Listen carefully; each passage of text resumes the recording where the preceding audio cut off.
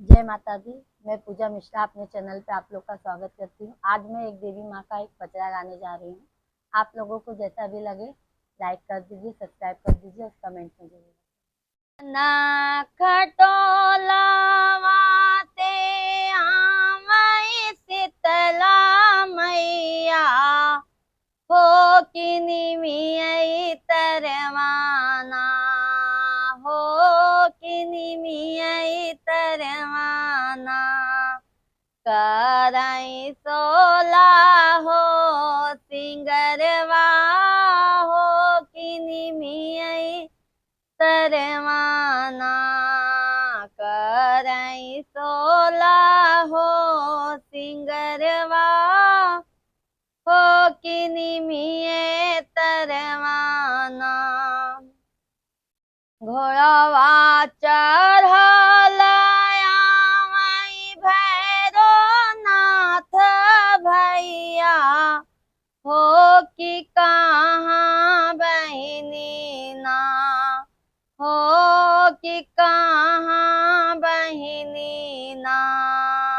जालू काई के सिंगरवा हो कहाँ हो बहिनी ना जालू काई के सिंगरवा हो कहाँ हो बहिनी ना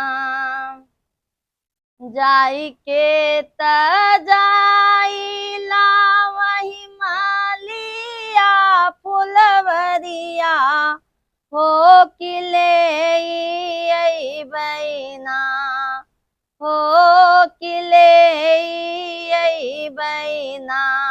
कियापन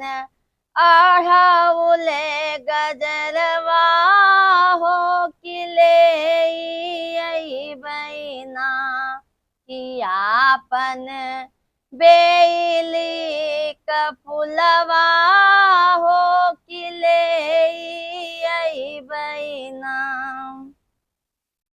जाई के त जाबै वाही कहरा के दुकनिया हो कि ले बैना हो कि ले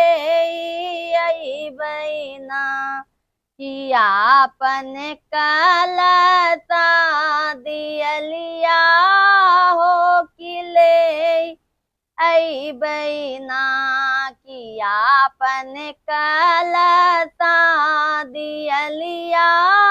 हो कि ले बैना जाई के त जाबै वही रंग रे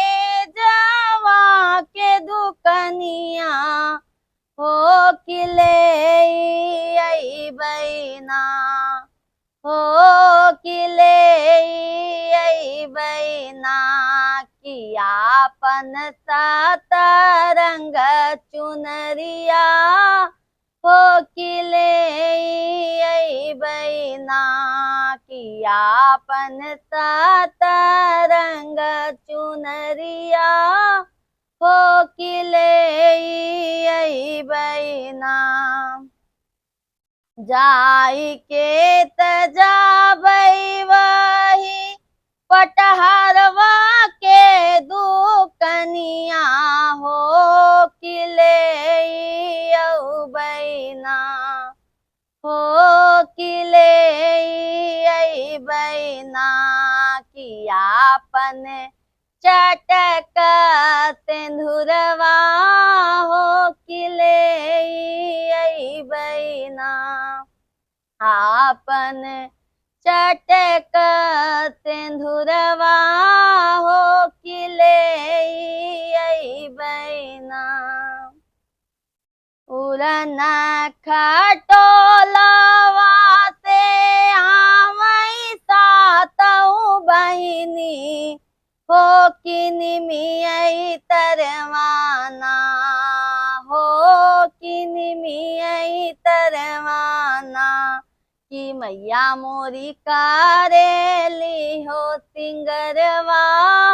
हो कि निमियै तरवाना मैया मोरी